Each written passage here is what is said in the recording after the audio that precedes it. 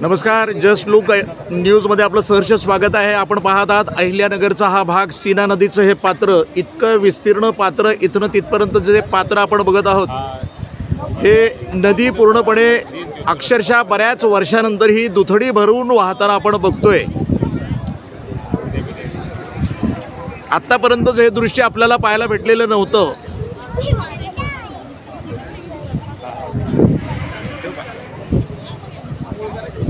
हे पात्र इथनं तिथपर्यंत जवळपास 100 मीटरचं असेल पात्र इथनं तिथपर्यंत। आणि हा परिसर जो आहे ना, इकडनं वाहती ही नदी, त्या नदीचं पाणी अक्षरशः बागरोजा हडकोच्या आतल्या 2-3 कॉलनीज यामध्ये अक्षरशः शिरायला सुरुवात झालेली आहे आणि हे पाण्याची पातळी वाढतीये।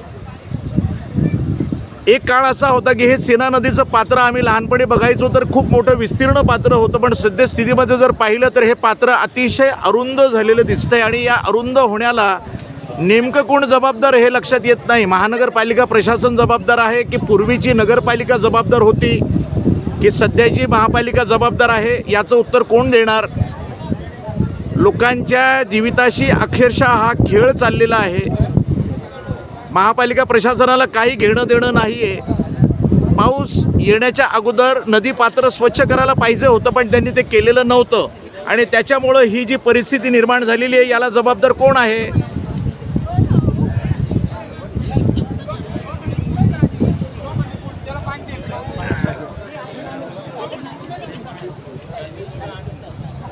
प्रत्येकाच्या चेहऱ्यावरती भीतीची एक लहर आहे आणि संपूर्ण परिसर अशा पद्धतीनं आपणाला पाहायला मिळतोय, जो तो चिंतामग्न आहे की आता थोड्या वेळानंतर काय होणार, इथपर्यंत आलेलं पाणी आपल्या घरात येईल का, आपण पाण्यात असू की पाणी आपल्यामध्ये असेल।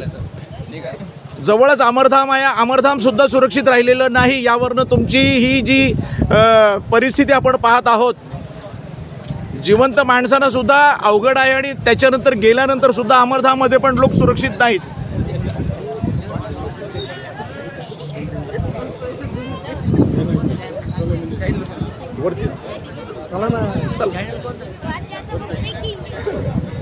मी journalist Sufi Sayyed, just look news, Ahilyanagar.